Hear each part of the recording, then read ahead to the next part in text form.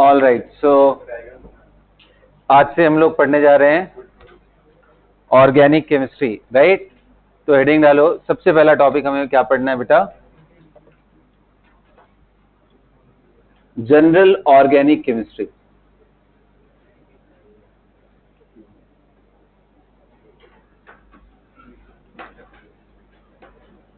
अब देखो, ये जनरल ऑर्गेनिक केमिस्ट्री में कौन कौन से टॉपिक आते हैं उसका एक लिस्ट बना लेते हैं।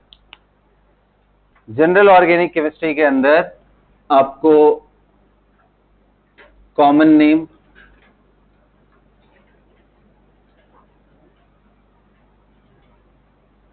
हाइब्रिडाइजेशन ऑफ ऑर्गेनिक मॉलिक्यूल्स,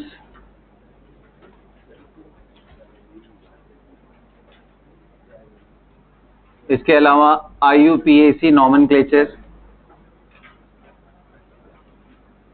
बहुत बड़ा है ये सब टॉपिक ना। IUPAC नॉमेनक्लेचर के बाद बेटा आता है आइसोमेरिज्म। अब ये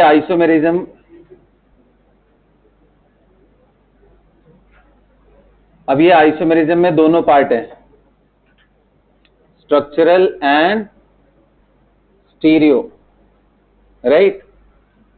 तो ये भी पढ़ेंगे। इसके बाद आता है electronic displacement,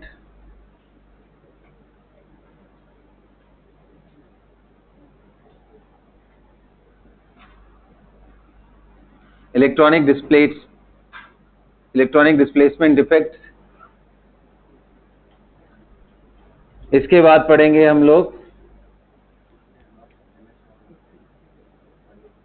organic acid and base,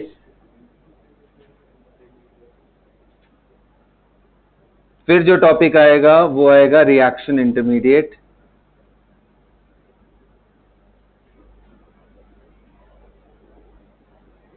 and reaction mechanism.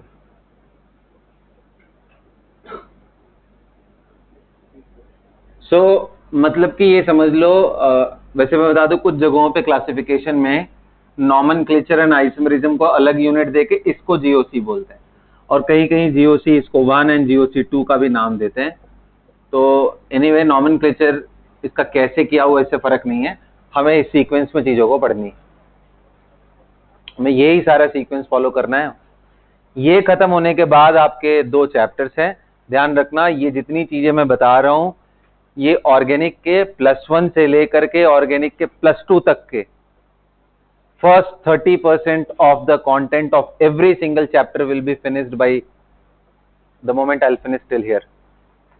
First 30% I am telling you, right from +1 topic till the end last lecture of +2, जो भी हम पढ़ने वाले ऑर्गेनिक के अंदर, उसमें हर चैप्टर के 30% पार्ट या 30 से ज्यादा ही मान के चलो खत्म हो जाएंगे यहां तक पढ़ाते पढ़ाते। तो ये इतना छोटा टॉपिक नहीं है, quite big. Reaction intermediate and ये रिएक्शन मैकेनिज्म, ठीक है। स्ट्रक्चरल एंड स्टीरियो, टेंशन मत लो, वो तो मैं अभी एक आपको फ्लो चार्ट दे रहा हूं कि मैं कैसे आपको पढ़ाऊंगा, ठीक है। चलो बेटा, तो सबसे पहले हेडिंग डालो आप,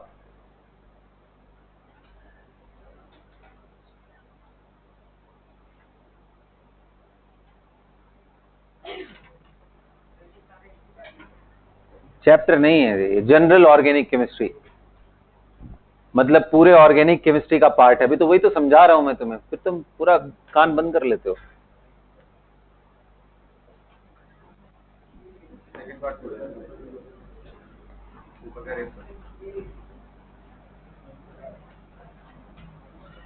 तो भाई सबसे पहली चीज तो ये है कि कार्बन के अंदर ऐसी क्या खास बात है, कार्बन एटम के अंदर ऐसी क्या खास बात है कि हमें उसका एक अलग से ही ब्रांच बना करके, एक अलग ही डिवीजन बना करके उसका स्टडी करना पड़ता है। अच्छा, अभी तो आप फिर भी कम डिवीजन पढ़ रहे हो, जैसे जैसे आप हायर क्लासेस में चलते जाओगे ये ऑर्गेनिक केमिस्ट्री के भी स्पेशलाइजेशन वाले टॉपिक में चले जाएंगे। और ऑर्गेनिक केमिस्ट्री इतना ज्यादा वाइड है बेटा इतना ज्यादा वाइड है, बी इट फार्मेसी। पूरी फार्मेसी में किसी को भी अपना करियर बनाना हो, मेडिकल फील्ड में कोई भी करियर बनाना हो, जब मैं ड्रग्स बोल रहा हूं इसका मतलब मेडिसिन है, ठीक है, तो यस, तो ड्रग्स वाले फील्ड में किसी को भी अपना करियर बनाना हो तो ये सारे चीजों के लिए ये फंडामेंटल्स है बेसिकली, है ना। आ रहा है बात समझ में? तो अच्छा, और अगर आप ध्यान से देखोगे ऑर्गेनिक केमिस्ट्री का कोई एंड ही नहीं है बेटा। आप मतलब ह्यूमन बॉडी के अंदर अगर आप देखोगे तो इतने वैरायटी ऑफ द मॉलिक्यूल हैं, सबके अपने यूनिक फंक्शन। आप जो भी खाना खा रहे हो बेटा उसमें 5 कंपोनेंट में ऊपर से डिवाइड अगर किया जाए, मैं बहुत डीप में नहीं जा रहा हूं। Carbohydrate part of organic molecules, protein part of organic molecules, nitrogenous compounds, right, fat part of organic compound, vitamin part of organic, minerals तो चलो एक अलग कैटेगरी हो गई। तो अगर आप ध्यान से देखो तो कोई भी बॉडी का ऐसा पार्ट नहीं है जिसमें ऑर्गेनिक मॉलिक्यूल्स का यूज ना हो। सो मतलब ये एंडलेस है, ये अभी फंडामेंटल्स ही हैं जो हम +1 के लेवल पे सीखेंगे, समझ रहे हो। यहां तक कि जो कुछ भी लाइट का सेंसेशन क्रिएट हो रहा है हमारे आईज से जाकर के कोरोना, क्या बोलते हैं उसको, कोरोना बोल रहा हूं, कॉर्निया से होते हुए पता नहीं कहां कहां जाके इमेज बनता है, रेटिना में इमेज बनता है, हाँ जो भी हो पोस्ट, तो उन सब जगहों पे भी लाइट की सेंसिटिविटी, इमेज को उल्टा करना, ये सब चीजों में बेटा ऑर्गेनिक मॉलिक्यूल का इन्वॉल्वमेंट है। Did you understand? सो बिना ऑर्गेनिक मॉलिक्यूल के, बिना कार्बन के कंपाउंड्स के लाइफ ही पॉसिबल नहीं है। तो इसलिए इसको उतना ही सीरियसली आपको देखना है जैसे आप अपने जिंदगी के बारे में, करियर के बारे में नहीं, अपने जो एग्जिस्टिंग बॉडी है उसके अंदर डिफरेंट मॉलिक्यूल्स कैसे फंक्शन कर रहे हैं उसके बारे में जानना।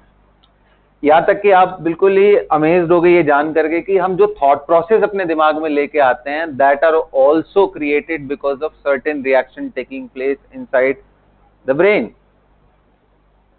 कोई भी एक छोटा सिग्नल होता है ब्रेन का, मतलब जो न्यूरॉन्स कैरी करके एक से दूसरे जगह पहुंचाते हैं, उन सभी जगहों पे, सब जगहों पे यार, मतलब मैं कौन सा ऐसा पार्ट पकड़ के तुम्हें बताऊं जहां पे नहीं है इनका यूसेज, ठीक है।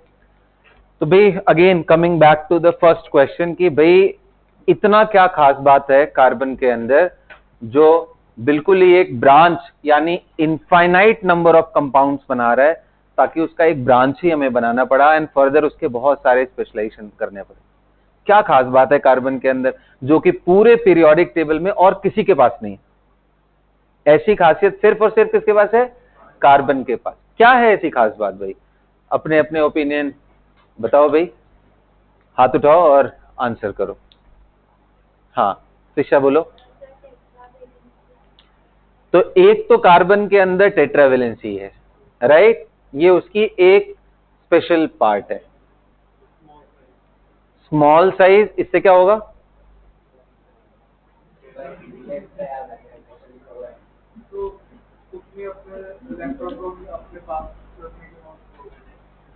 हाँ सानवी बोलो।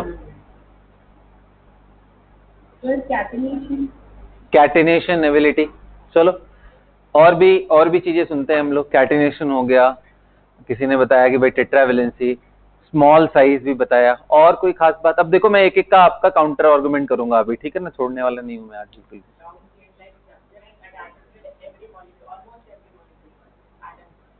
एवरी आइटम पॉसिबल, चलो ठीक है, हाँ बोलो। इफेक्टिव पी पाई बॉन्ड, है ना। अच्छा नीचे कोई क्लियर? तो भाई अब देखो एक एक करके पकड़ते हैं। जिसने स्मॉल साइज बोला है, क्या कार्बन से छोटा एटम नहीं है हमारे पास? सबसे छोटा एटम कौन है जो बॉन्ड बनाता है? हाइड्रोजन।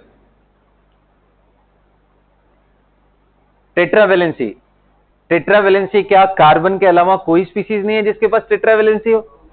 भाई टेट्रावेलेंसी क्यों टेट्रा पे ही फोकस है? भाई हमारे पास तो पेंटावेलेंट वैलेंसी वाली भी चीजें हैं फास्फोरस, हमारे पास तो हेक्सा वैलेंसी वाली चीजें भी हैं, कौन सा, सल्फर, इजंट इट। और अगर आप टेट्रा पे ही इतना स्पेसिफिक हो तो कार्बन ग्रुप के अंदर सिलिकॉन के पास भी टेट्रा वैलेंसी है, कार्बन के पास भी है, तो फिर कार्बन इतना स्पेशल क्यों, सिलिकॉन इतना स्पेशल क्यों नहीं। सिलिकॉन भी वैसे बहुत स्पेशल है, इतना सारा कंपाउंड तो जितना ऑर्गेनिक मॉलिक्यूल्स का बनता है उतना तो सिलिकॉन के नहीं बनते, लेकिन सिलिकॉन भी बहुत स्पेसिफिक है। हाँ जी बताइए, कुछ बताना चाह रहे हैं। हाँ वो तो बताया इसने, क्यों ऐसा है, क्यों कार्बन ही ऐसा है, ऑक्सीजन नहीं है। मुझे तो लगता है कि ऑक्सीजन, कार्बन तो फिर भी कई सारे एलिमेंट से कंबाइन नहीं करेगा, लेकिन ऑक्सीजन तो सबसे कंबाइन करता है, फ्लोरीन भी सबसे कंबाइन करता है, इजंट इट। भाई फ्लोरीन एंड ऑक्सीजन तो इतने खतरनाक है कि नोबल गैसेस के भी चीजों को जबरदस्ती कंपाउंड में कन्वर्ट कर देते हैं, जैसे जेनॉन फ्लोराइड, XeF2, XeF6। भाई इनके जैसा तो कोई ताकतवर नहीं है, इनके पास क्या कमी रह गई फिर, क्या कमी रह गई भाई ऑक्सीजन के पास। तो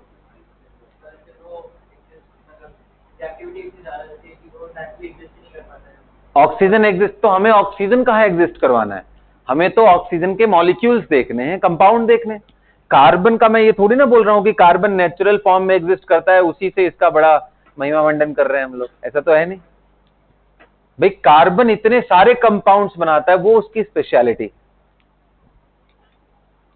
बताइए, आंसर दिया है तुम लोगों ने, बट उसको पकड़ नहीं रहे हो, जस्टिफाई नहीं कर रहे हो। आंसर दिया है तुम लोगों ने, और सोचो, और सोचो, आंसर चाहिए मुझे, क्या इसको खास बात बनाती है। तो एक एक करके लिखते हैं ना, सिर्फ एक पॉइंट नहीं है। सबसे पहला पॉइंट टेट्रा वैलेंसी जो आपने बताया है, हालांकि इसके जैसे और भी हैं, इसका मतलब आपको अगला पॉइंट ये भी समझाना पड़ेगा कि इसमें जो स्पेशल चीज हो इसमें ना हो। अब ये समझ बताना इसका आयनाइजेशन एनर्जी ज्यादा है, इसका साइज कम है, इससे क्या फर्क पड़ता है उस पे अब मैं इंटरेस्टेड हूं, क्योंकि अब आप केमिकल बॉन्डिंग पढ़ चुके हो, पीरियोडिक प्रॉपर्टीज पढ़ चुके हो, अब आपको रिलेट करना आना चाहिए। अब नहीं रिलेट करोगे तो कभी नहीं कर पाओगे। अब ये राइट टाइम है इसको डिस्कस करने का, सोच के बताओ। और ऐसी क्या खास बात है कार्बन के अंदर जो इसको अपने ही ग्रुप से अलग बनाती है, क्योंकि tetra valency you can not claim that it is there for carbon only, it is there for silicon, it is there for germanium. और टेट्रा वैलेंसी से भी ज्यादा खतरनाक स्पीसीज मैंने बताया है भाई, फास्फोरस पेंटावेलेंट है। हाँ जी, एनीवन, यस बताओ आदर्श, तुम बोलना चाह रहे हो। तो स्टेबल तो सिलिकॉन नहीं बनाता है, आखिर क्या अलग बात है, यही तो समझाना है ना। अब ये तो गलत बात है यार, बताओ। तो उससे क्या होता है, क्या होगा वो तो मैं बताओ तो सही। पी पाई, तो देखो सबसे इंपॉर्टेंट चीज है कि कार्बन टेट्रावेलेंसी के साथ साथ ये effective p pi pi bond बनाता है, इफेक्टिव पी पाई, जबकि silicon effective p pi bond क्यों नहीं बनाता है। थर्ड पीरियड का हो गया, साइज बड़ा हो गया। वो जो साइज छोटा बोल रहा था उसके आगे अगर ये बात बोली होती तो समझ में आता कि कुछ तुम यूज करके अपना दिमाग बता रहे हो। क्लियर है। और कुछ सोचो, और भी इसके साथ अलग कुछ अलग बिहेवियर भी है इसके अलावा जो इसको और खास बना रहा है। आना चाहिए मेरे ख्याल से आंसर भाई। क्यों ऐसा यार, तो मैं ऐसे बोलूं, मैं ऐसी कहानी बोल दूं, several silicon can chain themselves, क्या गलत है इसमें, can't they chain like this, बोलो। ये जो लॉन्ग चेन फॉर्मिंग एबिलिटी है इसी को बोलते हैं कैटिनेशन पावर। अपने आप से खुद के ही एटम से बॉन्ड बना करके लंबी चेन, बहुत लंबी चेन तक बनाने की जो पॉसिबिलिटी है, कहीं देखा है बहुत लंबी चेन, तो yes there is a polymer chemistry जहां पे कार्बन कार्बन के खूब सारे 50,000 1,00,000 कार्बन इकट्ठे होकर के एक बॉन्ड बनाए होंगे, वो एक मॉलिक्यूल होगा, इतने बड़े बड़े। अरे यार अभी आप बैग से लेकर के वो जो प्लास्टिक बॉटल यूज कर रहे हो, ये सब पॉलीमर केमिस्ट्री है। अच्छे अच्छी मतलब आजकल तो रेजिन से रिलेटेड बने हुए ऐसे कुकिंग वेयर आते हैं, या फिर यूं कह लो कि फूड ग्रेड के ऐसे प्लास्टिक आते हैं जिसके अंदर हम चीजों को रख सकते हैं, मतलब वो उतना हार्मफुल नहीं है।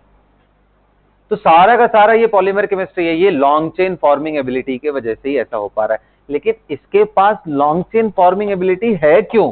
सिलिकॉन के पास क्या कमी रह गई? बोलो ना, कोई आ रहा है उस पॉइंट पे? क्या खास बात है?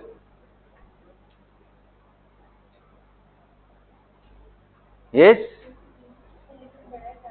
हम्म, बोलो भाई। दिव्यज, ध्रुव, जपलीन, उससे क्या होता है? उससे लॉन्ग चेन में क्या फर्क पड़ रहा है? देखो बेटा, लॉन्ग चेन बनाने के लिए जरूरी है कि कार्बन कार्बन का अपना बॉन्ड, सिंगल बॉन्ड भी स्ट्रॉन्गर रहना चाहिए।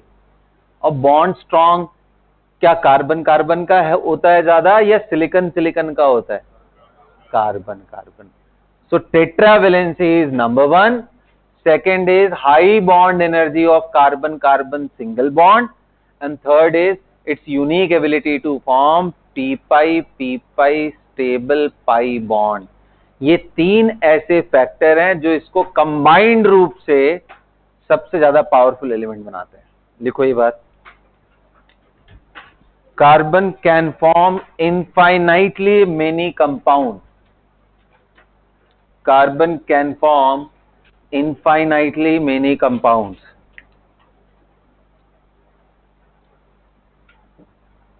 Carbon can form infinitely many compounds.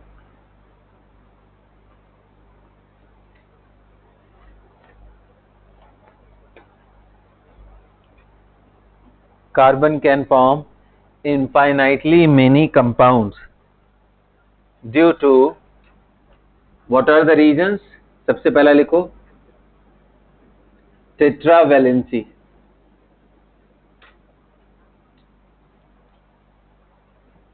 सबसे पहला लिखो tetravalency. दूसरा क्या? High bond energy of carbon carbon.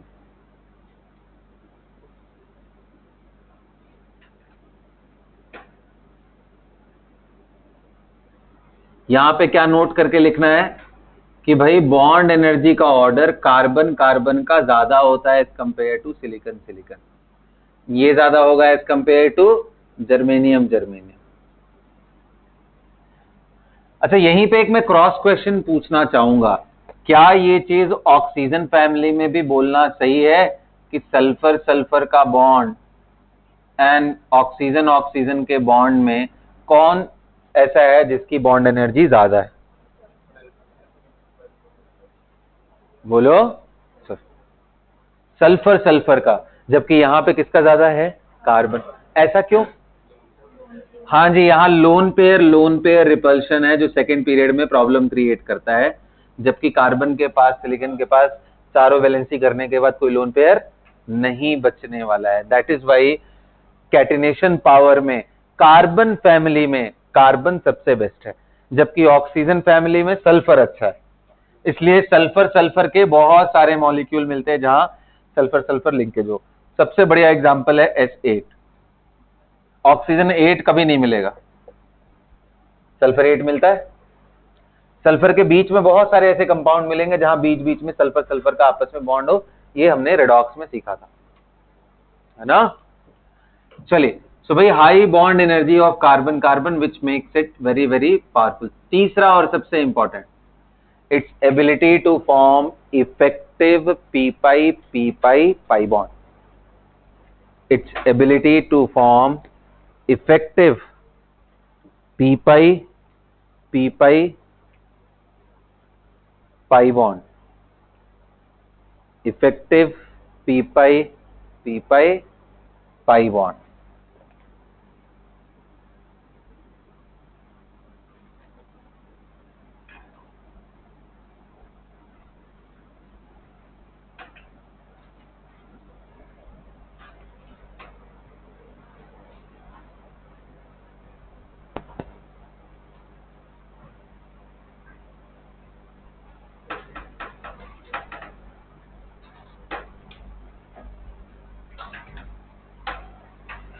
Effective p pi pi bond लिख लिया सबने। अब यहां देखिए,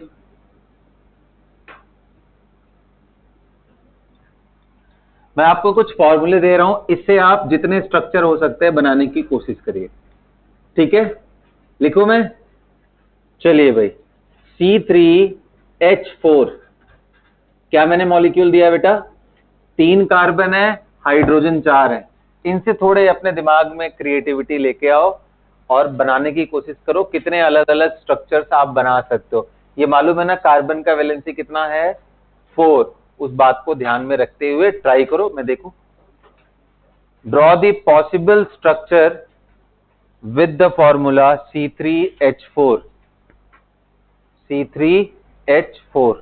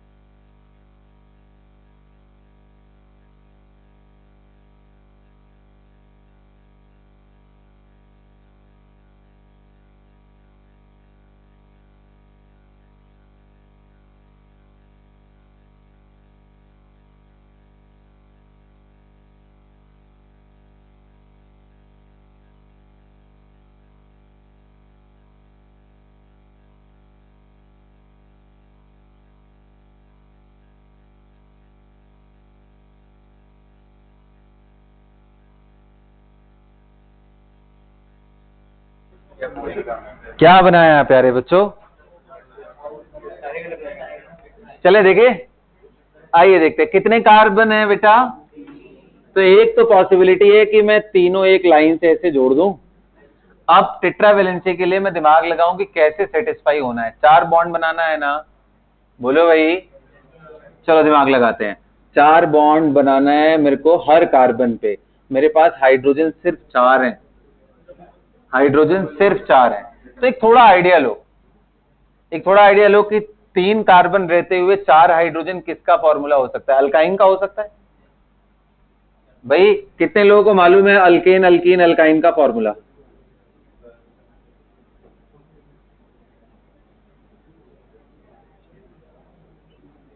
अल्केन का फॉर्मूला क्या होता है भाई? CN। नहीं मालूम है तो लिख लेना भाई।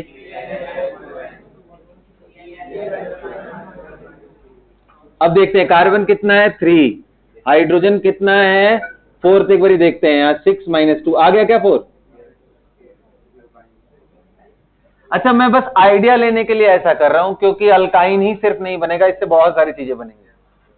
आइडिया क्या ले रहा हूं कि अल्काइन में पक्का एक ट्रिपल बॉन्ड आता है ना, तो एक ट्रिपल बॉन्ड डालूंगा तो अब देखो अपने आप वैलेंसी सेटिस्फाई हो जाएगी। कितने लोगों ने एटलीस्ट एक स्ट्रक्चर बनाया? हाथ उठाओ। ये नहीं बनाया 10वीं में वापस भेज देना है, ध्यान रखना, एक तो आना ही चाहिए, है ना। इसके बाद कितने लोग कह रहे हैं मैं यहां से आइडिया ले सकता हूं कि 2 पाई बॉन्ड लगे हैं। देखना ये सही है ना, 2 पाई बॉन्ड लगे हैं। 2 पाई बॉन्ड लगाने का एक और तरीका हम सोच सकते हैं कि 2 लगातार डबल बॉन्ड लगा दें, और अब भी देखो हाइड्रोजन वही रहेंगे। काउंट करके देखो, कोई कार्बन ऐसा नहीं है जिसकी वैलेंसी फेल हो रही हो। कुछ आप ध्यान दे पा रहे हो? ये बचपन में पढ़ा तो होता है तुम लोगों ने, बस ये ध्यान रखना है यहां 1 पाई अगर आप ला रहे हो तो 2 हाइड्रोजन निकालना पड़ रहा है आपको। एक और पाई बॉन्ड ला रहे हो तो एक और 2 और हाइड्रोजन निकालना पड़ता है, यानी एक पाई बॉन्ड अगर आप डाल रहे हो तो अल्केन वाले फॉर्म से आपको 2 हाइड्रोजन गायब करना। जितने पाई डालोगे उतने अल्केन से हाइड्रोजन को गायब करना पड़ेगा। यही होता है ना? अरे बोलो भाई, यही करना पड़ता है ना। चलो अच्छा, तो अब ये 2 स्ट्रक्चर आ गए, तीसरा और क्या हो सकता है वो देख लेते हैं। 1 मिनट रुक जाओ। हाँ जी, मैं एक रिंग बना लूं, कितने हाइड्रोजन होते? 2, एक डबल बॉन्ड भी डाल लूं,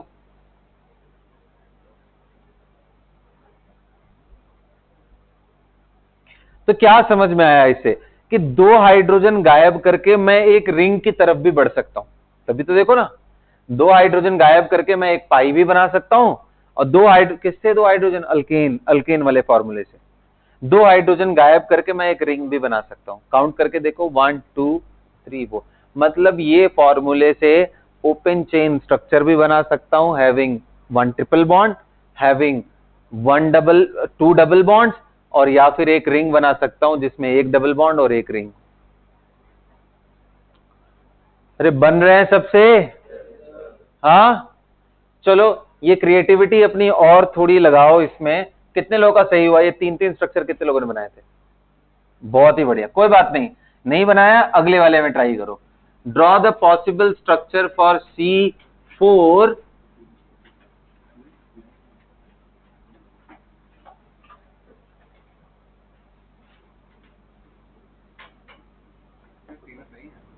हाँ बिल्कुल सही है, क्या गलत है इसमें? तीनों सही है।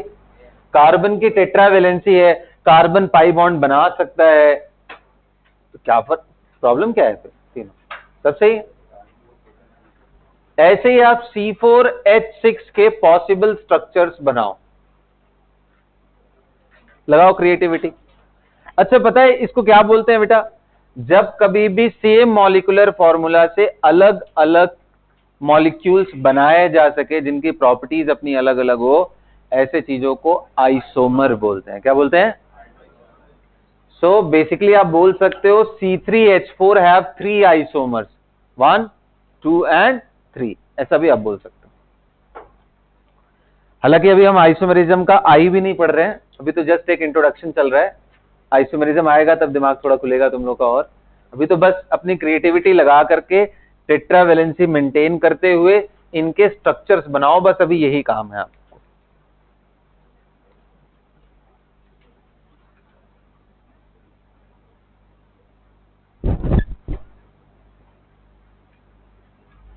बनाओ, देखो कितने बनाते हो इस बारी।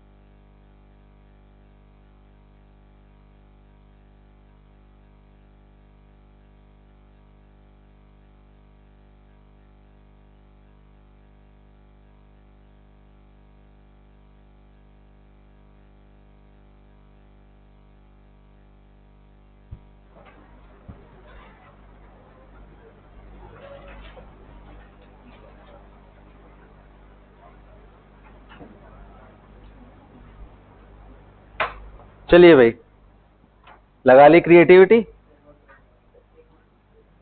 सानवी 2 ही स्ट्रक्चर आ रहा है बस, बहुत आएंगे बेटा।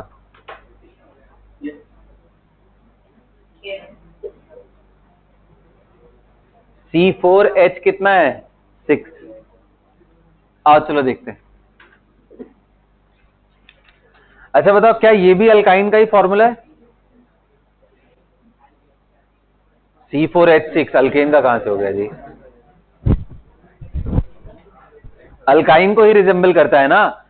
इसका मतलब इसमें भी हम ये चीज लगा सकते हैं कि 2 पाई बॉन्ड रहना चाहिए, या फिर एक रिंग 1 पाई बॉन्ड होना चाहिए, या फिर हम डबल रिंग भी कर सकते हैं। लगाते हैं थोड़ा दिमाग, कैसे बनाना है। आओ, वैसे अभी तो बस आपकी क्रिएटिविटी पे छोड़ रहा हूं, आगे चल के इसका साइंटिफिक मेथड है, कैसे हमें पता चलता है किधर किधर जाना है, उसका एक तरीका होता है। लेकिन अभी तो मैं बिल्कुल ओपन छोड़ रहा हूं कि आप टेट्रावैलेंसी रखते हुए जितने स्ट्रक्चर बना सकते हो बनाओ, बस इतना ही आपको ओपन करके छोड़ दिया मैंने।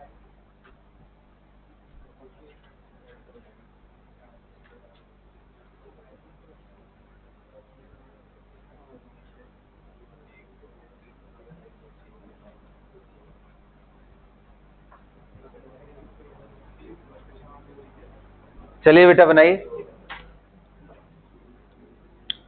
चलिए देखिए, C4H6 इसको देख के ये समझ में आ रहा है कि ओपन चेन में, ओपन चेन मतलब कि मस्ट हैव कितने पाई बॉन्ड? 2 pi bond. कैसे मालूम चल रहा है? क्योंकि इसका जो फॉर्मूला है वो किसको रिजेंबल कर रहा है? CnH2n-2। और ये अल्काइन है, और अल्काइन में ट्रिपल बॉन्ड होता है, तो 1 सिग्मा 2 पाई होता है, तो इससे मुझे आइडिया लगा कि 2 पाई बॉन्ड रहना चाहिए। तो सबसे पहले तो मैं अल्काइन ही बना लेता हूं, लिख देता हूं बल्कि अल्काइन। कितने अल्काइन बनेंगे आके बना के देख लेते हैं। तो एक तो अल्काइन ऐसा बनेगा CH3C triple bond C, CH3 4 carbon थे। काउंट कर लो बेटा, सब जगह बैलेंस्ड है क्या? एक कार्बन की वैलेंसी कितनी होनी चाहिए? 4। क्या सब जगह 4 वैलेंसी है? कहीं पे भी 4 नहीं हुआ तो गलत स्ट्रक्चर है। चेक करके देखो, इज इट करेक्ट? कितने लोगों ने हाथ उठाओ, ये बनाया था? बहुत बढ़िया। आइए दूसरा अल्काइन देखते हैं। कितने लोग कह रहे हैं सर वो तीनों बॉन्ड पहले वाले ही कार्बन पे डाल दो, क्या फर्क पड़ता है?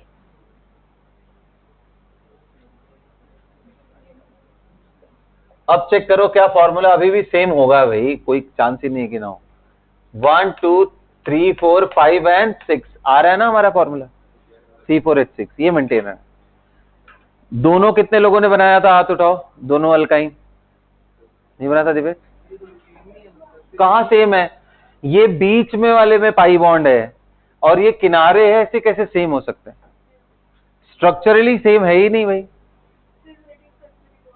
कौन सा नहीं सेम है बाबा? अरे बाप रे बाप। अच्छा, इसकी प्रॉपर्टीज अभी बताऊंगा तब समझ में आएगा, अभी रुक जाओ। कहां चीज तो हाँ सेम, पता नहीं कैसे दिख रहा है तुम्हें, मॉलिक्यूलर फॉर्मूला सेम है बट ये अलग अलग कंपाउंड है। इसका मेल्टिंग पॉइंट अलग है, इसका मेल्टिंग पॉइंट अलग है। ये दोनों कौन से? नहीं बेटा, रेजोनेटिंग स्ट्रक्चर नहीं है। देखो चलो, अच्छा कंफ्यूजन आ गया, मैं समझाता हूं। रेजोनेटिंग स्ट्रक्चर उनको बोलते हैं जहां पे स्केलेटन के एटम्स अपने जगह फिक्स हो, सिर्फ इलेक्ट्रॉन इधर से उधर हो रहे हो। यहाँ पे देखो, ये हाइड्रोजन यहाँ पे 2 लगा के रखा है, जबकि इधर एक भी हाइड्रोजन नहीं है, नंबर 3 कार्बन पे। तो रेजोनेटिंग कहां से हुआ? रेजोनेटिंग में तो नॉर्मल जो एटम होते हैं अपने ही जगह फिक्स्ड रहते हैं, सिर्फ इलेक्ट्रॉन जो पाई बॉन्ड है वो इधर से उधर हो रहा। अरे ध्यान है ना, सिर्फ स्केलेटन सेम रखते हुए अलग अलग इलेक्ट्रॉनिक अरेंजमेंट को ही तो हम क्या बोलते थे? रेजोनेटिंग। ये आइसोमर्स हैं। किसमें बताया? तो पिछले वाले में भी किया था। क्या था फॉर्मूला बताओ? H4 किया था, उसमें आपने ध्यान नहीं दिया। C triple bond C CH3 मैंने किया था। अब ट्रिपल बॉन्ड यहां लगाओ या यहां लगाओ, एक ही बात है। ये तो ऐसा है, किसी मॉलिक्यूल को ऐसे पलट दो। अरे भाई बोलो। ठीक है, फिलहाल तो अभी बताओ। अभी इस पे मत जाओ ना भाई कि ये सेम है या नहीं है, अभी इस पे दिमाग नहीं लगाना है। अभी ये लगाना है कितने अलग अलग आप इसमें स्ट्रक्चर्स बना सकते हो। ये दोनों बनेंगे। आइए अगला देखते हैं।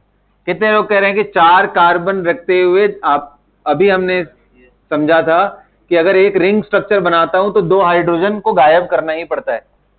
हाइड्रोजन कितने मिसिंग थे यहाँ पे? अल्काइन में अल्केन के कंपैरिजन में कितने हाइड्रोजन गायब होते हैं? 4। तो 2 हाइड्रोजन से एक रिंग बन गया। अभी भी हमारे पास क्या बचा रह गया है? एक पाई बॉन्ड की जगह बची रह गई। मैं तो कहता हूं कि आप एक काम करो ना, हिसाब लगा लगा के करो, दिमाग ही क्यों लगाना ज्यादा। लो, अगर आपने ऐसा कर दिया तो क्या आएगा आपके पास? आपके पास 8 हाइड्रोजन हो जाएंगे। हाइड्रोजन कितना रखना है?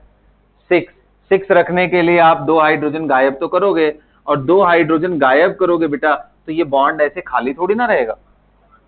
तो एक ही तरीका है कि दोनों का काम खत्म करने का, वो है पाई बॉन्ड लगाना। अब ये समझाने के लिए मैंने यही समझाने की कोशिश करी कि भाई अगर अल्काइन के अंदर 2 पाई बॉन्ड आ रहा है तो उसका यूज कर सकते हैं। हमने ये सीखा कि अल्केन से अल्कीन जाने में भी 2 हाइड्रोजन निकालना पड़ता है, अल्कीन से अल्काइन जाने में भी 2 हाइड्रोजन निकालना पड़ता है। इससे ये समझ में आया कि 2 हाइड्रोजन गायब करने से हम एक पाई बॉन्ड लगा सकते हैं। फिर हमने देखा 2 हाइड्रोजन गायब करने से रिंग भी बना सकते हैं। इसलिए मैं आने की कोशिश कर रहा हूं। तो देखो ना, इसमें एक रिंग और एक पाई बॉन्ड वाला स्ट्रक्चर। क्या एक रिंग एक पाई बॉन्ड वाला स्ट्रक्चर और नहीं बन सकता है? बन सकता है। 4 मेंबर्ड के बजाय मैं 3 मेंबर्ड बना दूं रिंग। अच्छा, 3 मेंबर्ड बना दिया तो एक कार्बन ऊपर रख दिया और पाई बॉन्ड में ऊपर ही डाल दो। फिर दिमाग में आएगा, क्यों भाई पाई बॉन्ड ऊपर क्यों डालूं, पाई बॉन्ड में यहां रख दूं। फिर दिमाग में आएगा, ऐसा ही क्यों करूं, मैं पाई बॉन्ड और दूर रख देता हूं। ये सारे अलग अलग फॉर्म है,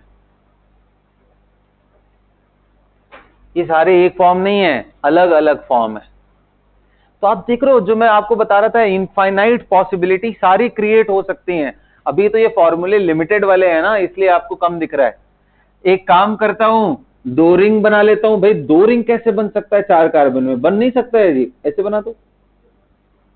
आप चेक करो हर कार्बन, ये जो जो किनारे लिखा हुआ है बेटा, ये ध्यान रखना, ऐसे लिखने का मतलब है कि एक कार्बन एक कार्बन एक कार्बन एक कार्बन।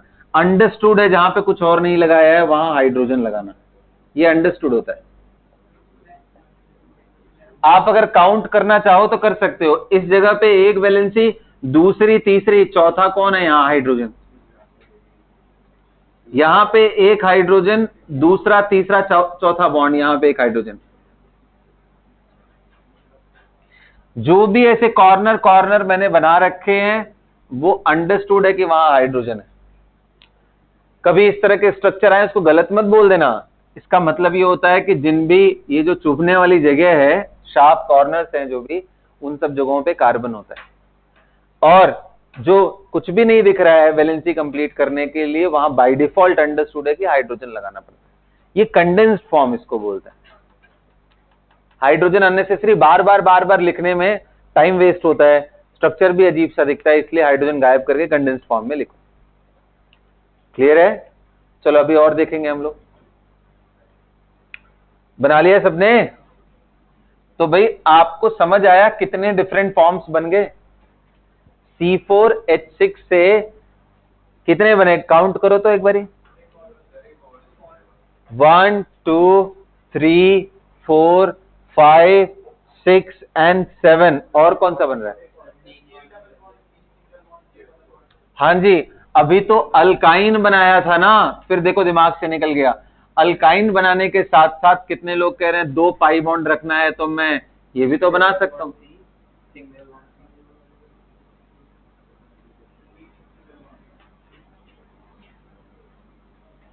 और अभी यही क्यों, मैं और भी बना सकता हूं भाई, इसको मैं अल्टरनेट कर दूं।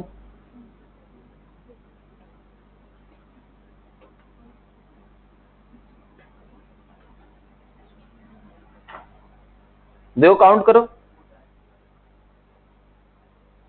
और कुछ कर सकते हैं? बस अब हो गया। और बता, हो गया वही है।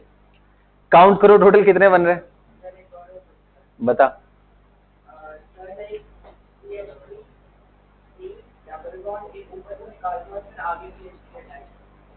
चलो बताओ कैसे बोल रहे हो।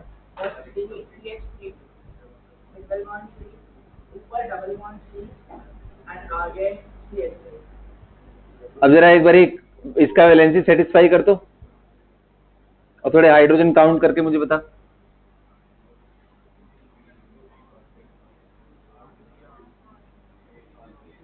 और ऐसा इसलिए भी पॉसिबल नहीं है क्योंकि ये साइक्लिक कंपाउंड है नहीं। 4 हाइड्रोजन गायब हुए तो 2 से तो एक पाई बॉन्ड बन गया, और 2 हाइड्रोजन कहां से गायब किया? वो तुमने यहीं से गायब कर दिया था। सर इसको भूल जाओ ना सर, देखो फॉर्मूला बैलेंस हो रहा है। तो ऐसी बेवकूफी नहीं करनी। आगे बात समझ में। तो देखो बेटा, अभी बस आपको ये मॉलिक्यूल दिखाने का सिर्फ और सिर्फ एक पर्पस था कि आप ये समझ पाओ कि हम बहुत सारे ऑर्गेनिक मॉलिक्यूल्स बना सकते हैं with the same formula. So organic में आइसोमेरिज्म अपने आप में एक बहुत इंपॉर्टेंट टॉपिक है। ये समझना कि मैं क्या क्या बना सकता हूं, ये भी बहुत बड़ी बात है। उनमें से फिर सिलेक्ट करना होता है। ठीक है, समझ आया? चलो अब देखते हैं। इतने सारे स्ट्रक्चर आपने बना लिए हैं अल्काइन के, तो अब मुझे आप फटाफट जो जो मैं फॉर्म लिख रहा हूं उसके आप हाइब्रिडाइजेशन बताते चलो। क्वेश्चन लिखो, find the hybridization of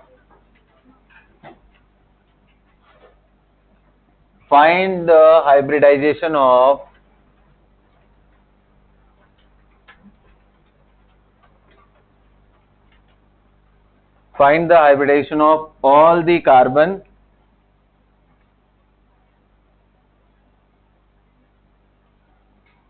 in the given structure, in the given structures। so पहला दे रहा हूं मैं आपको C2CN6, C2 and CN6। एक मिनट, कुछ गलत हो गया क्या? बिल्कुल बहुत ज्यादा गलत हुआ। 1 2 3 4 रखो इसको।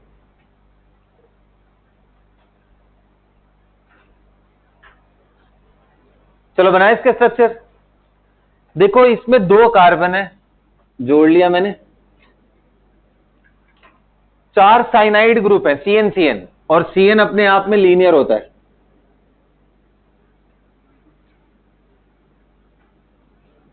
अब ये समझ आ रहा है कि वैलेंसी सेटिस्फाई करने के लिए कार्बन का we have to attach another pi bond, otherwise वो इनकम्प्लीट रह जाएगा, टेट्रा वैलेंसी नहीं रह जाएगा। सबको क्लियर है? बोलो भाई। ये केमिकल बॉन्डिंग का बहुत फेवरेट क्वेश्चन है। इसमें कितना सिग्मा बॉन्ड वो बताइए, नंबर ऑफ पाई बॉन्ड बताइए, गिन करके, गिन के बताइए, जल्दी जल्दी गिन के बताइए। हाँ, वापस काउंट करो।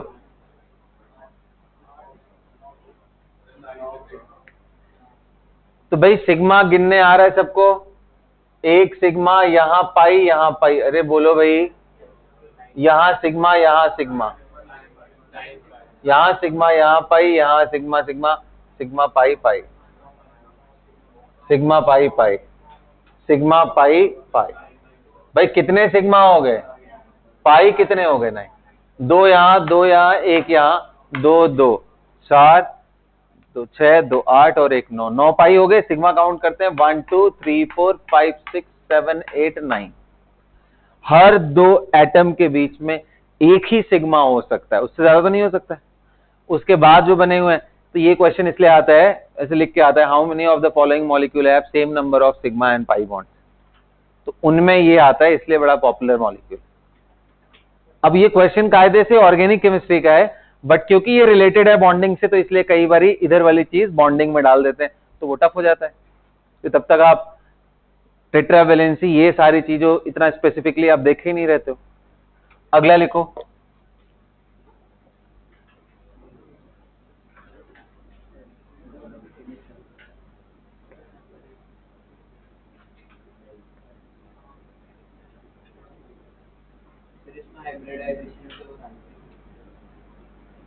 हाँ जी, हाइब्रिडाइजेशन भी बतानी है।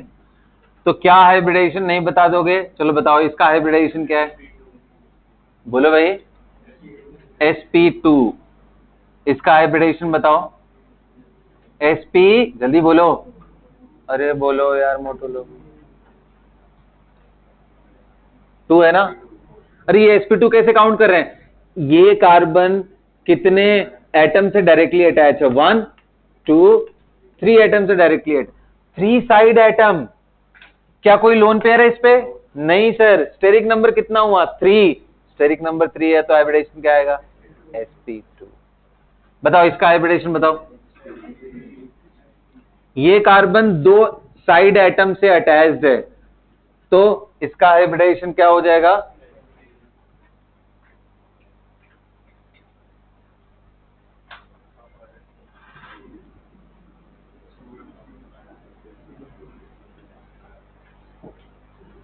भाई सबको क्लियर हो रहा है? अब बताना क्या हुआ। कहां 5 हो गए? बता कौन से कार्बन को देख रहा है? कुणाल कौन से कार्बन को देख रहा है? बता, उसके 5 बॉन्ड में तुझे गिनवाता हूं।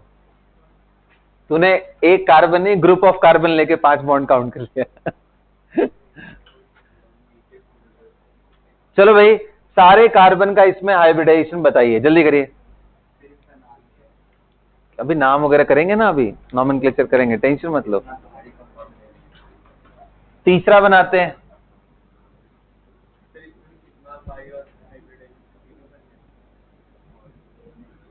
हाँ जी, तीनों करने।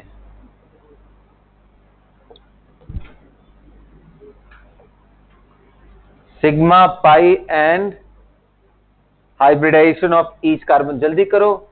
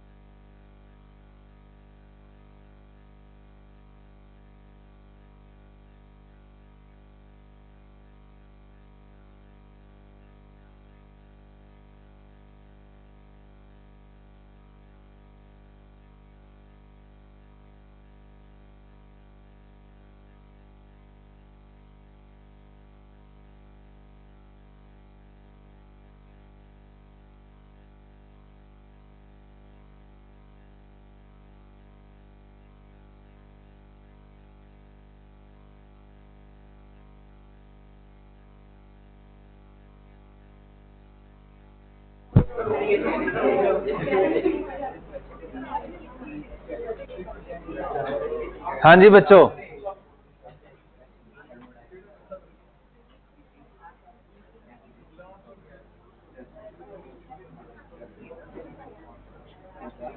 आइए देखते हैं तीसरा एग्जाम्पल।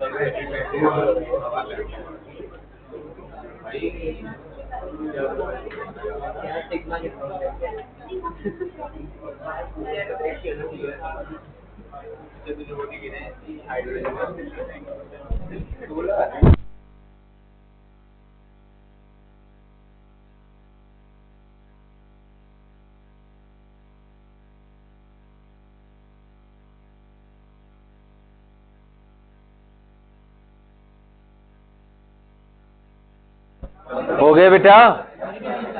आइए काउंट करते हैं। सबसे पहले एक काम करो, सबसे पहले हर एक कार्बन का हाइब्रिडेशन बताओ। इसका हाइब्रिडेशन कितना होगा?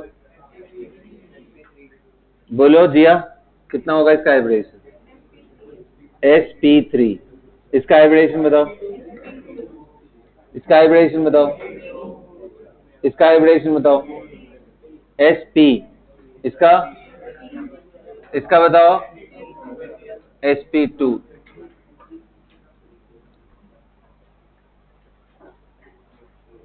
कितने लोग का यहां तक करेक्ट है? हाथ उठाओ। क्या बात है भाई, हाइब्रिडेशन तो बहुत सही कर लिया तुम लोगों ने। इसका बताओ sp3। आदर्श, इसका बताओ, इसका बताओ आदर्श। sp हो रहा है ना, 3 कहां से आ रहा था तुम्हारा? अच्छा चलो, एक तो ये क्वेश्चन हो गया कि सबका हाइब्रिडेशन आपने बता दिया। अगला क्वेश्चन क्या था मेरा? काउंट करते हैं यहां से। बताओ इस कार्बन ने कितने बनाए? 3 हाइड्रोजन के साथ, एक यहाँ 4, एक हाइड्रोजन 5 और एक यहाँ 6, एक हाइड्रोजन 7 और एक यहाँ 8, एक 9, एक 10, 11, 12, 13, 14, 15 एंड 16। 16 सिग्मा आया है। कितने लोगों का करेक्ट हुआ? हाथ उठाओ। अब उसके बाद पाई यहां 2 है, यहां 1 है, 2 पाई यहां है, 1 पाई यहां है, 2 पाई यहां है, 1 पाई यहाँ, टोटल कितने पाई हो गए? 6। अच्छा, इसी में अगर मैं पूछ लूं, ध्यान से सुनो, अगला क्वेश्चन मेरा क्या हो सकता है और specific, how many p pi pi bonds are there?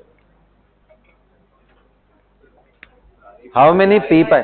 तो आंसर है सारे पी पाई है, क्योंकि सभी के सभी सेकंड पीरियड एलिमेंट्स ही तो है। थर्ड पीरियड होता तो एक बारी चांसेस था कि पी पाई डी पाई हो जाता किसी के साथ, लेकिन सारे सेकंड पीरियड है तो इसलिए टेंशन नहीं लेता, क्योंकि 2 के पास तो 2p होता है, 2d होता ही नहीं, तो इसलिए सभी के सभी के पास क्या है? अरे आ रहा है समझ में? चलो, इसका काउंटिंग कर लिया सबने? बताइए इसमें इसका हाइब्रिडेशन क्या है, इसका बताओ।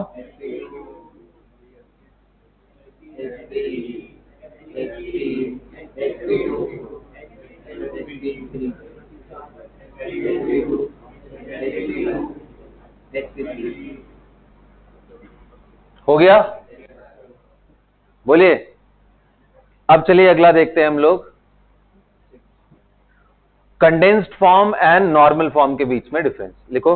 Expanded form and condensed form.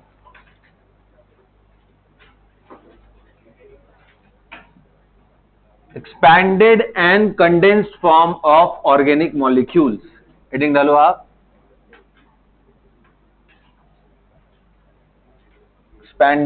expanded and condensed form of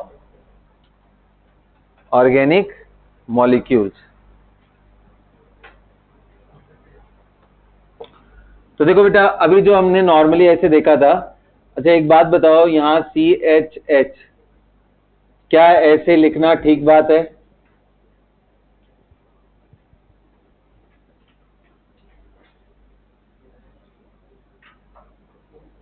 क्या ऐसे लिखना सही चीज है क्या? तो अगर हम, जब तक हम लोग अवेयर नहीं है मॉलिक्यूलर ज्योमेट्री से तब तक तो ठीक है, अदरवाइज ये गलत है। गलत क्यों है? क्योंकि इसको देख करके ये फील आ रहा है कि जैसे यहां 90 डिग्री का एंगल हो। बोलो।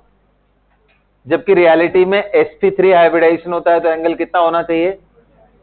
तो बोलते हैं इससे ज्यादा रिफाइंड स्ट्रक्चर ये है।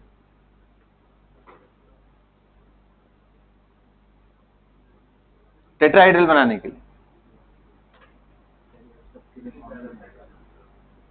और क्यों मैं चाह रहा हूं कि कार्बन कार्बन के बॉन्ड्स चेन में दिखाई दे, सो 109 डिग्री का मेरे को एंगल यहां पे भी दिखाना पड़ेगा।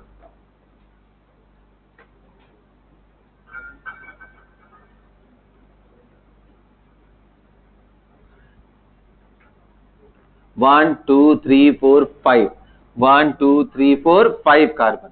अब देखो,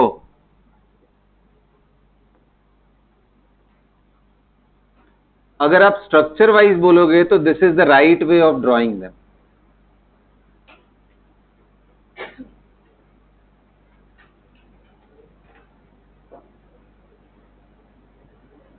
हर जगह पे टेट्राहेड्रन दिखना चाहिए।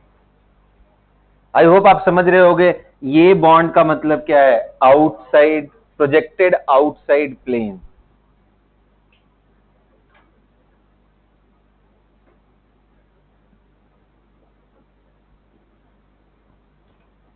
इसका मतलब क्या हुआ है? Projected inside the plane. और नॉर्मल ऐसे जो बॉन्ड बने इनटू द, क्या लिखूं, इन द प्लेन। चलेगा, कोई बात नहीं, हमें कौन सा लिटरेचर जज करना है, चलेगा, कोई दिक्कत। साइंस में आपको ये आना चाहिए बस, अंडरस्टैंडिंग। नंबर नहीं कटते हैं भाई, टेंशन मत लो स्पेलिंग मिस्टेक के, वरना मैं फेल हो जाता, तुमको समझ में आ रहा है? चलो अब इसको कर।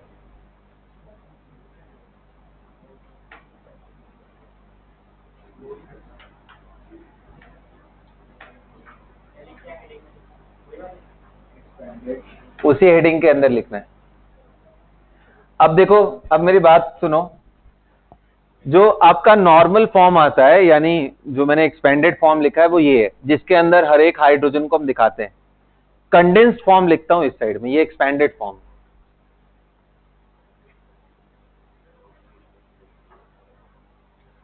ये एक्सपेंडेड फॉर्म है. This one I have drawn without taking care of the geometry and molecular shape, and this one I have drawn considering the actual geometry of the molecule. अब देखो इसके सामने मैं बना रहा हूं, ध्यान से देखो कैसे बनता है. ऐसे बनता है. ये हो गया कौन सा फॉर्म? ये कौन सा फॉर्म हो गया? कंडेंस्ड. कंडेंस्ड फॉर्म जब भी हम लिखते हैं इसका मतलब होता है कि उसमें से हाइड्रोजन को मत दिखाओ. हाइड्रोजन अंडरस्टूड है कि जितना वैलेंसी से बचा रहेगा वो सारे हाइड्रोजन ही होंगे. अब ये जितने चुभने वाले एंड है उन सब जगहों पे क्या है? कार्बन.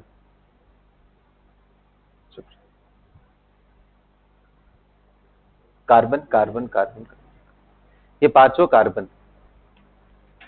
ठीक है. अब देखो इसको ध्यान से देखो, तो सिर्फ कार्बन को अगर दिमाग में रखो तो कैसा? Carbon carbon carbon carbon carbon ऐसे बन रहा है ना. तो वही चीज है बस.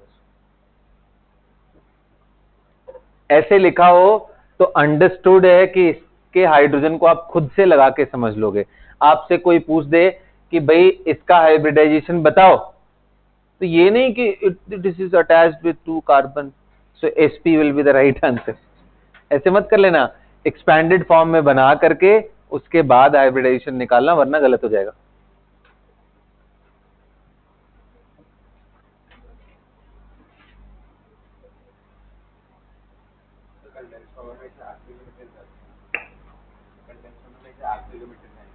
कौन सा है? हाँ, काइंड ऑफ. क्योंकि सीधा दिखा दोगे तो मतलब क्या है? देखो अगर आप गलती से ऐसा दिखा देते तो क्या हो जाता? ये क्या है? How many carbon? तो अजीब सा हो गया ना ये, इसलिए ऐसे नहीं दिखाते. आओ भी बहुत मजा आएगा. अभी कुछ मॉलिक्यूल अभी तो इंट्रोड्यूस कर रहा हूं ना, अब मॉलिक्यूल देता हूं, क्यों टेंशन ले रहे हो तुम लोग. मैं इस साइड एक्सपैंडेड फॉर्म ड्रॉ करूंगा, आप कंडेंस्ड फॉर्म बनाना. ठीक है. मिटा दो इसको, मिटा दो बेटा.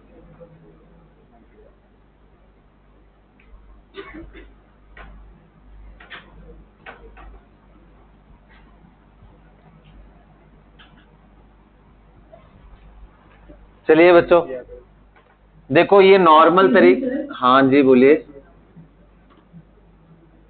ये वाला पार्ट जो दोबारा एक्सप्लेन कर दो. बता देता हूँ, बता दे रहा हूँ. चलो एक ये मॉलिक्यूल देता हूँ, इससे समझाता हूँ. ठीक है, इधर ध्यान देना, साथ में समझ में आ जाएगा. एक ये मॉलिक्यूल बना रहा हूं. ठीक है. अब सबसे पहले इसका ज्योमेट्री के हिसाब से ओरिएंटेशन करते हैं. बताओ यहां हाइब्रिडेशन कितना है? यहां पे, यहां sp है ना. बोलो भाई. अरे बोलो. अरे सॉरी, यहां sp3 होगा, माय बैड. ठीक है. अच्छा अब एक बात बताओ, यहां कार्बन ऐसे लिखना हो तो मैं लिख सकता हूं ज्योमेट्री के हिसाब से कि this carbon tetrahedral, another carbon. अब यहां पे मेरे को 120 वाला बात करना है. sp2 में 120 एंगल आएगा, तो 120 में देखो डबल बॉन्ड रखते हुए ऐसे कर दिया. 120 120 120. अब देखो इसके बाद मैं नीचे की तरफ भी जा सकता हूं दूसरे, तो 2 आइसोमर बनेंगे. मैं अभी फिलहाल एक लेके चल रहा हूं. कौन सा? जिसमें मैं ऊपर लेके जा रहा हूं कार्बन के बॉन्ड को.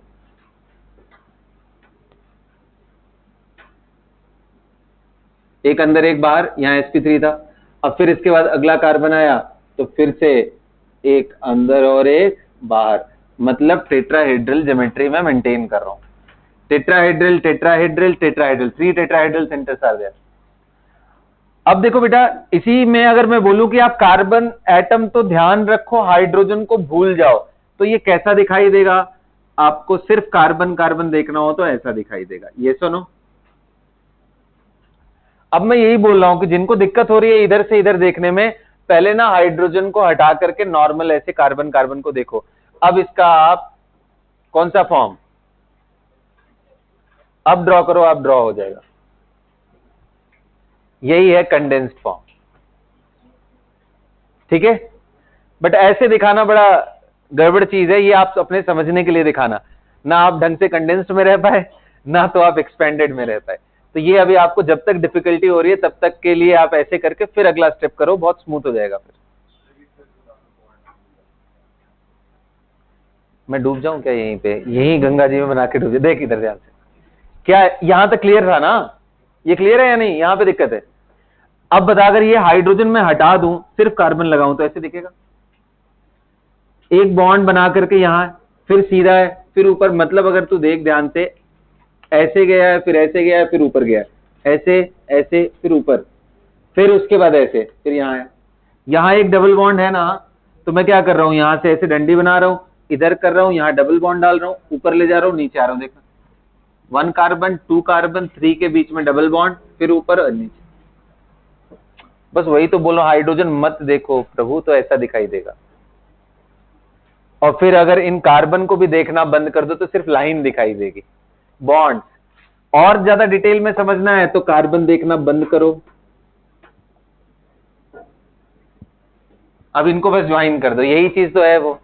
This is condensed form, hydrogen भी गायब, कार्बन भी गायब, दिख नहीं रहे हैं, बट जंक्शन पे सब जगह पे क्या है, कार्बन। क्लियर हो गया? अगला फॉर्म दो, सानवी क्लियर है?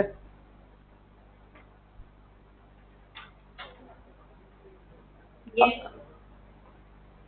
चलो अगला देखते हैं, मिटा दो इसको, मिटा दो। हाँ लिख दो।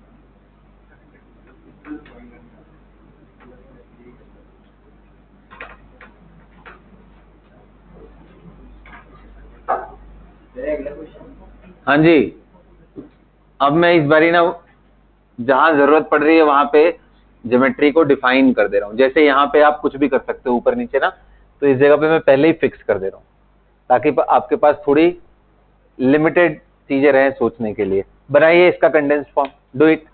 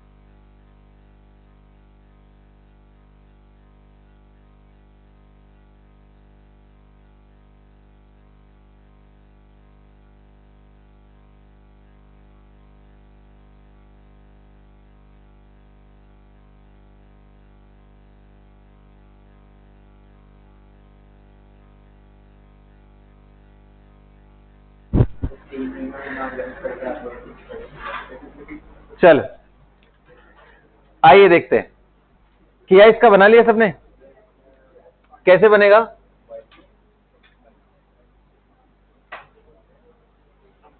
कितने लोगों का करेक्ट हुआ हाथ उठाओ। आइए प्यारे बच्चों, कुछ और बनाता हूं।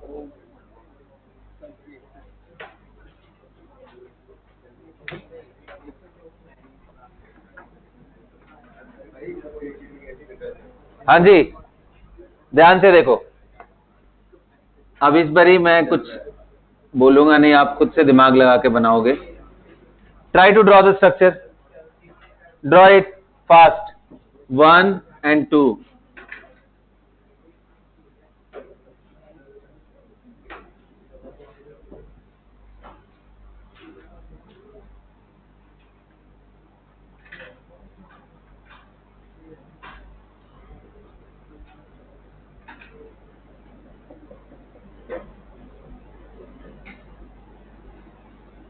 चलो बेटा, सीधा कंडेंस फॉर्म ड्रॉ करो ना, कंडेंस फॉर्म ही तो बनाना है। थोड़ा सा आइडिया ज्योमेट्री का लेते हुए बनाओगे तो ही क्लियर बनेगा, ध्यान रखना।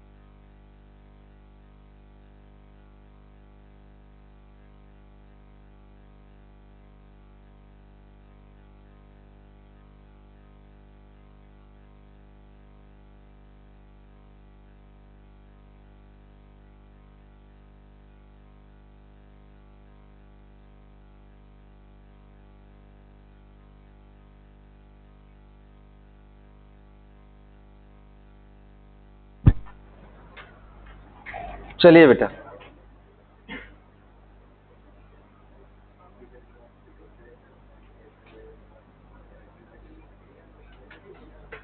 देखिए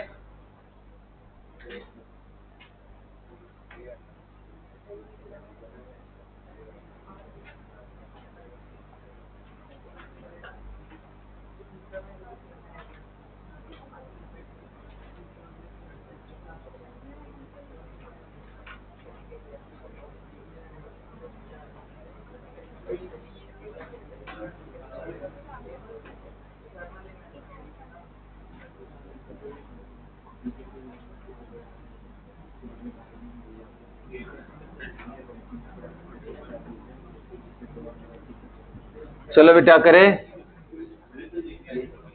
चलो स्टार्ट करें।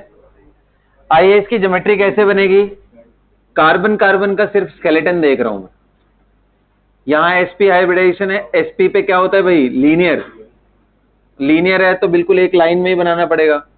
अब यहां आकर के वो sp3 हुआ तो यहां से टर्न करना पड़ेगा, या तो ऊपर जाओ या तो नीचे जाओ।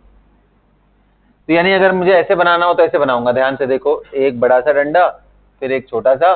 ध्यान रखना इसमें बीच में ऐसे ट्रिपल बॉन्ड डालना पड़ेगा, है ना इंटरेस्टिंग? क्योंकि यहां से यहां तक आप सीधी लाइन ही बना सकते हो, आप अलाउड ही नहीं है कि आप यहां पे कुछ भी जिसने भी ऐसा कर दिया है एकदम ही बकवास स्ट्रक्चर है, क्योंकि आप ये बताने की कोशिश कर रहे हो कि sp हाइब्रिडाइजेशन पे एंगल 180 नहीं होगा। बिल्कुल गलत है। sp पे 180 एंगल क्लियर दिखना चाहिए। तो अब क्या तरीका है, तो देखो ट्रिपल बॉन्ड इन दोनों कार्बन के बीच में है ना, तो इसलिए बीच में मैंने ट्रिपल बॉन्ड डाला है ताकि ये समझ में आए इसके इधर जगह खाली है तो यहां कार्बन है। यहां ट्रिपल बॉन्ड खत्म हो गया मतलब यहां भी कार्बन है, यहां ट्रिपल बॉन्ड खत्म हुआ मतलब यहां पे भी कार्बन है। ये इसको सिग्निफाई करता है। एंड इसके बाद भाई अब नॉर्मल सही चीज है, यहां पे एक कार्बन है और यहां, तो जहां जहां चुभ रहा है वहां कार्बन है, और जहां ट्रिपल बॉन्ड खत्म हुआ है उस जगह पे भी कार्बन है।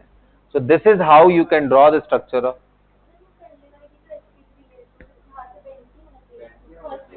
फर्स्ट वाले से कहा बेंट, किसको बेंट करना चाह रहे हो, किसको बेंट करना चाह रहे हो? रुक जाओ मैं अभी समझा रहा हूं भाई, तुम लोग ध्यान से नहीं। यहां सिर्फ और सिर्फ मैंने कार्बन ड्रॉ किया है। अब तुमको पूरा स्ट्रक्चर दिखाता हूं। पूरा स्ट्रक्चर क्या है, कार्बन का हाइब्रिडाइजेशन sp3, तो मैं एक बॉन्ड इधर एक बॉन्ड इधर कर लिया, ये 109 डिग्री हुआ। अब ट्रिपल बॉन्ड कर लिया। अब बताओ इस कार्बन और इस कार्बन और इस तीनों के बीच में एंगल कितना है? ये तो मेंटेन रहना चाहिए 180 डिग्री। यहां से कहां से बेंट होगा? इस जगह से। कहां से उठाओगे? यहां पे भी हाइब्रिडाइजेशन sp है, ये भी एंगल 180 का होना चाहिए। अब उसके बाद क्या था, दो कार्बन थे तो एक हाइड्रोजन लेके आओ, एक हाइड्रोजन यहां, एक हाइड्रोजन यहां, एक हाइड्रोजन यहां, एक अंदर की तरफ। अब भाई हाइड्रोजन को गायब करो तो कार्बन का स्केलेटन ऐसे बनेगा, उसको इस फॉर्म में दिखाओ मत तो कंडेंस्ड फॉर्म बन गया। तो यानी सबसे मजेदार केस कौन सा होता है? ट्रिपल बॉन्ड वाला। उसमें बहुत गलतियां करते हैं बच्चे। कोई भी स्टूडेंट जिसने ये करेक्ट स्ट्रक्चर बनाया हो, एनीवन इन द क्लास, बहुत बढ़िया। चलो अब ये दोनों, ये तीनों ट्राई करो फिर, मतलब ये दोनों, तीन का है, दो ही बचे ना, ये दोनों ट्राई करो।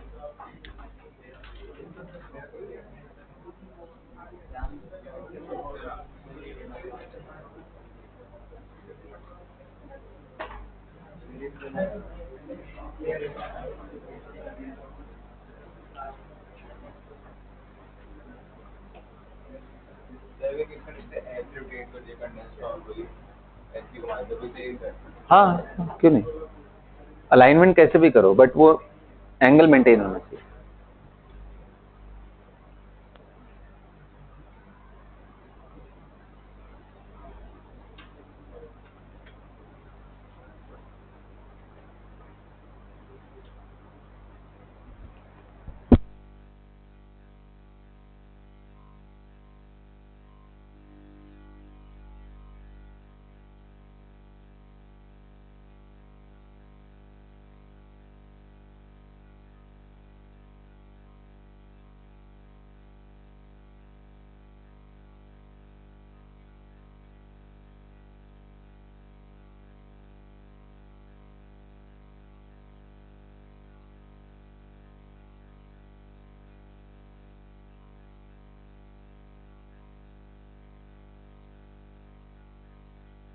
हाँ बोलो बोलो सानवी।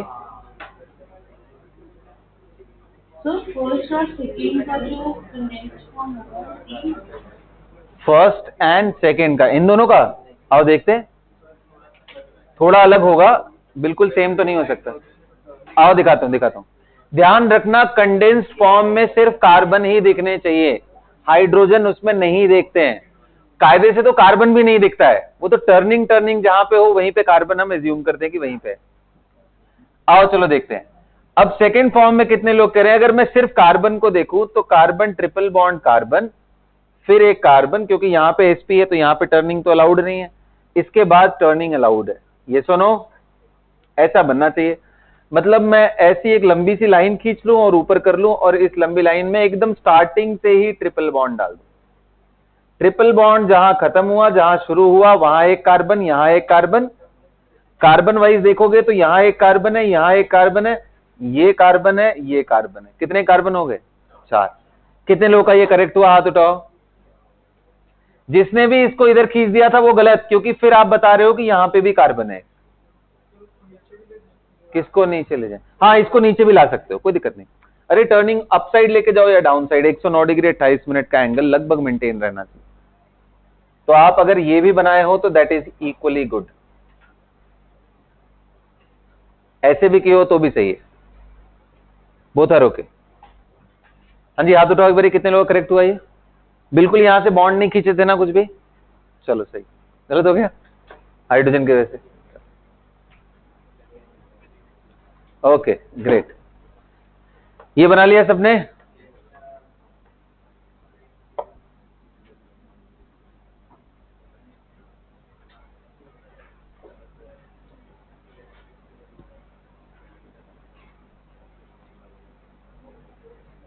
चलो बेटा, इसका स्ट्रक्चर कैसा गया है?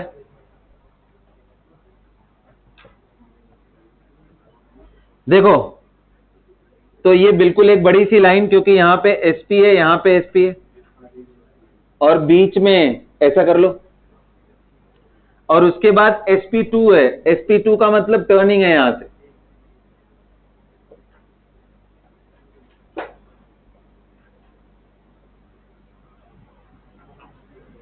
इसके बाद आप इधर की तरफ भी जा सकते हो, ऊपर की तरफ भी जा सकते हो, मर्जी है आपकी। ये स्ट्रक्चर बन सकता है या दूसरा ये स्ट्रक्चर बन सकता है, डिपेंडिंग ऑन द ओरिएंटेशन। सीधा क्यों रहेगा बेटा? 120 डिग्री एंगल। हाँ, तो 120 डिग्री एंगल ही तो है, तो ये भी तो 120 ही एंगल है। फिर उसको सीधा कर दो, फिर वो ये वाले 120 वो वाले 120 नीचे की तरफ नहीं सर,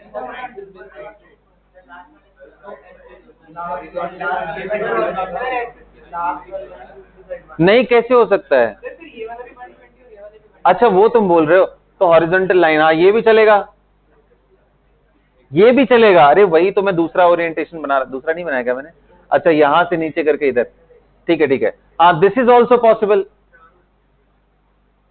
इधर की तरफ कर लो, चार नहीं बनेंगे, वो तो बस ऐसे पलट करके लिखने वाली बात हो गई इसको, ठीक है, मॉलिक्यूल को, तो चार नहीं बनेंगे, बनेगा दो ही, या तो इस तरफ कर लो, या अगला स्ट्रक्चर कैसा है, ट्रिपल बॉन्ड रखते हुए, मतलब आप यहां तक आए, इसके बाद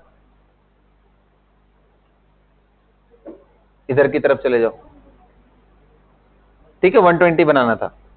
सो इधर दिस और दैट। अब इस मॉलिक्यूल को कोई पलट दे, इसको ऐसे घुमा दे, तो वो सारे स्ट्रक्चर भी एक ही हैं, अलग अलग नहीं है, ठीक है।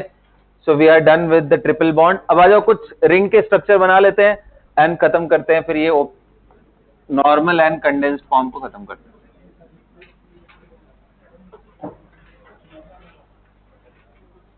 आइए चलिए दिखाते। चलो बेटा, बहुत मजा आएगा, चलो इतना मजा आएगा तुम लोग को ना, चलो चलो बनाओ।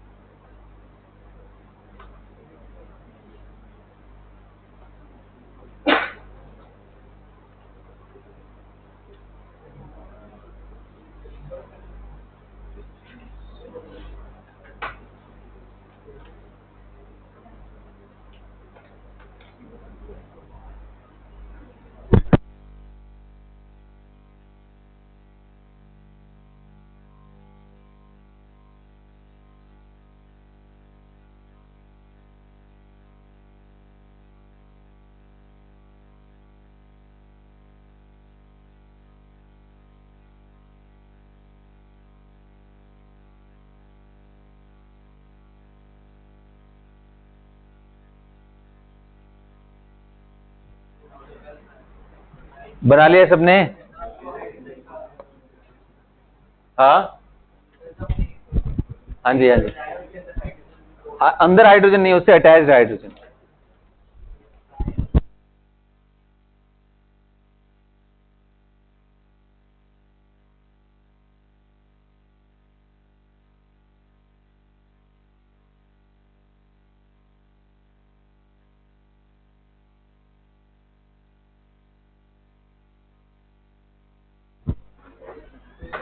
हाँ जी प्यारे बच्चों, कर लिया? आइए देखते हैं, इसमें बहुत मजा है। अच्छा पहले ये बना लियो सब लोग, पहले इसको देख लेते हैं। ये बहुत आसान है, कुछ नहीं करना था इसमें। कितने लोग करेक्ट हुआ? ये तो सबसे आसान था, ट्रायंगल बनाना था बस। अरे भाई कार्बन कार्बन कार्बन देखना है तो ट्रायंगल बना के खत्म करना है। इसमें मजा आएगा, इसमें मजा इसलिए आएगा क्योंकि यहां पे हाइब्रिडाइजेशन क्या है? sp है, और इधर क्या है? इधर क्या है? इधर के अबाउट एंगल कितना? इधर और इधर। तो मैं बीच में बना रहा हूं पहले ना, एक डॉट लिख करके बस।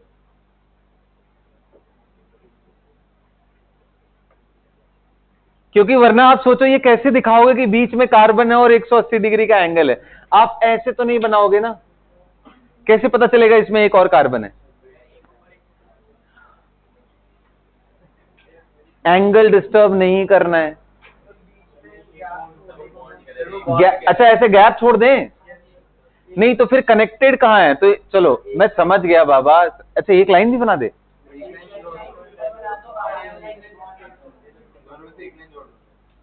एक लाइन को जोड़ दें। तो ये तो कुछ ऐसी वाली बात नहीं हो गई कि सी डबल बॉन्ड सी और खाली फिर एक और सी डबल बॉन्ड सी। ऐसा क्यों नहीं समझ सकते हैं हम लोग? अगर आप बीच में स्पेस छोड़ोगे तो this is the only way by which we can draw. Double bond dot, इसको बोलते हैं क्यूमुलेटेड इन। एक से ज्यादा डबल बॉन्ड इकट्ठे हो जाए तो बीच में डॉट लगाने के अलावा कोई तरीका नहीं होता जिससे हम बना सके। अरे बाबा डॉट बनाते हैं भाई, कन्वेंशन समझो ना। अब तुम स्माइली बना दो, मुझे क्या फर्क पड़ता है, ऐसे ऐसे करके। हाँ इमोजी फिट कर दो, हमें क्या ही फर्क पड़ता, लेकिन ऐसा करते हैं। This is how we used to do. Now the next thing is go up. You can go up बेटा, you can go down also, doesn't matter, right? आप अप डाउन भी कर सकते हो, इधर इधर का ज्यादा फर्क नहीं है, मेन ये। ओके हाँ बोलो इसका। हाँ बनाते हैं। देखो कार्बन sp3 हाइब्रिडाइजेशन, फिर यहां पे sp2 हाइब्रिडाइजेशन, फिर एक कार्बन। अब बाकी आप समझ ही रहे होगे, यहां एक हाइड्रोजन, यहां एक हाइड्रोजन, यहां एक हाइड्रोजन, यहां एक। क्या फर्क पड़ा बताओ? अच्छा सॉरी, एक और कार्बन है अभी बीच में एक और कार्बन है, तो मैं सी डबल बॉन्ड सी बना दे रहा हूं क्योंकि इसके अबाउट लीनियर है। ये sp था, ये इसका कौन सा फॉर्म हो गया? तो ये जो 3 कार्बन है उसमें बीच वाले को डॉट से रिप्रेजेंट करना पड़ा। ध्यान रखना, this is a carbon having sp3। So with this everybody, आज का लेक्चर यहीं पे रोकता हूं। अगली क्लास में हम लोग थोड़ा और आगे चलेंगे ऑर्गेनिक केमिस्ट्री में। That's all.